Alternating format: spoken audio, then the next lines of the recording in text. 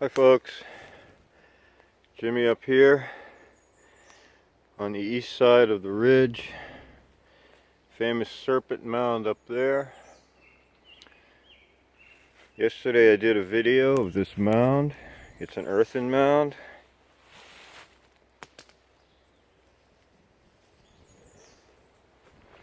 A little hard to see, but it faces the east, high up on a ridge here in Vermont. My dog dug a hole up here. You see I raked it all off. When I stand up on it, it's way up here. It's pretty big.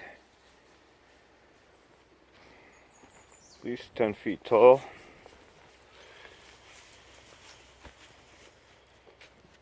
Zora's an English Shepherd, dug a hole in it. And you can see red ochre, a layer of red ochre in there, in this mound. All these artifacts came out of the hole there.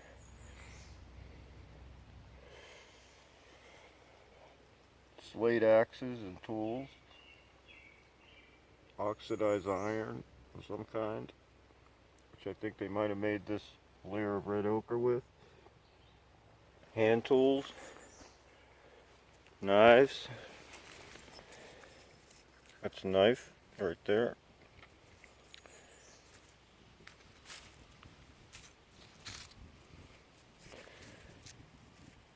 They made tools like this for digging, other purposes, quartz crystals, stones, carved, and take a look at those.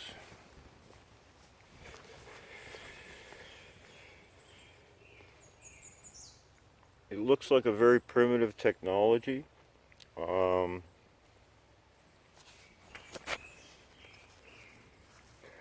But they used these things and they were successful with them. Look at that.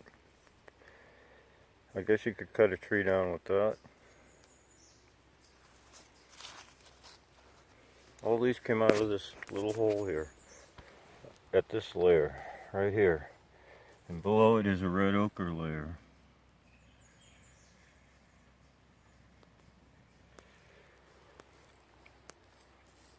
I took some of it out. And I looked at it, mixed it with a little water, and it's very strange. And I looked on a lot of websites, and the same color comes out of these holes. There's a mound over there, facing east. There's a huge stone effigy right there. There's one above it, up there. That's a beautiful stone up there. There's a serpent wall. I can see the head right there. Right there is the head of the serpent.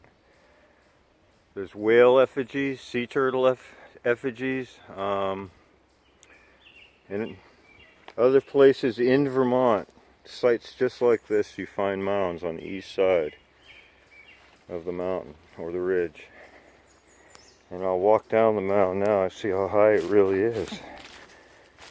This is about the bottom of it here. It's a lot of earth put up in there. And they put flakes of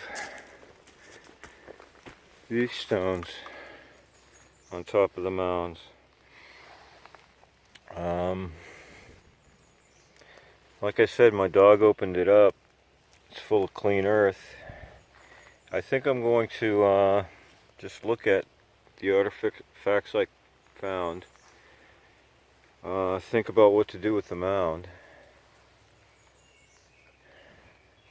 There's a lot here to think about and to work on. But there's a mound culture up in Labrador called the Red Ochre people up in Maine. And they were a seafaring people, and the people here were a seafaring people. Their serpents are actually sea serpents with fins. A lot of the cairns in the woods here are whale effigies, and I knew that before I made this connection right here. Seafaring people. right here in Vermont. Another look at this beautiful thing coming out of the ground.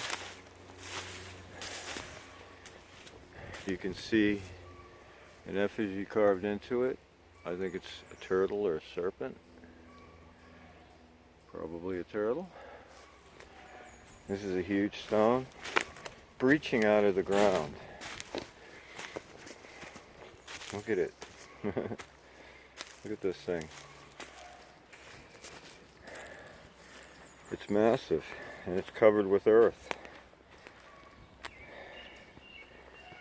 Looking on to the other one over there, the Serpent wall facing the western horizon with its solar alignments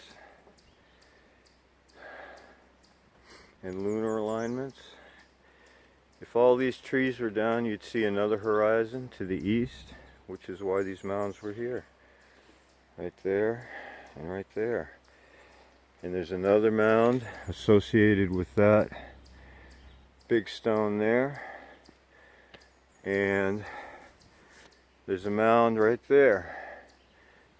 And I'm going to walk up to it. Maple tree pushed up all these white artifacts out of the mound.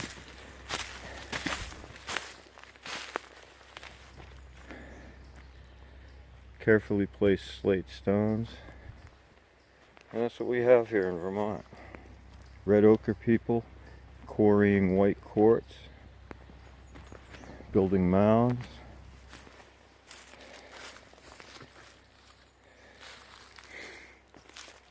Here's the other stone with a mound right here.